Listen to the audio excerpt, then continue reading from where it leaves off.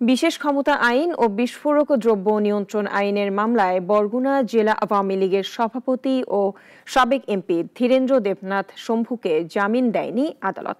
বরগুনা অতিরিক্ত chief judicial magistrate কোর্টের বিচারক মোহাম্মদ মনিরুজ্জামান এই আদেশ দেন।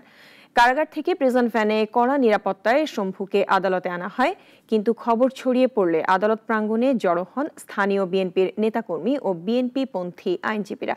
এ সময় তারা শম্ভুর বিরুদ্ধে নানা স্লোগান দেন। এক পর্যায়ে শম্ভুকে লক্ষ্য করে ডিম ছুড়ে মারেন। আমরা বিগত 17 বছর কোনো মামলা করতে পারি নাই, কোনো মামলা নেওয়া হয় নাই।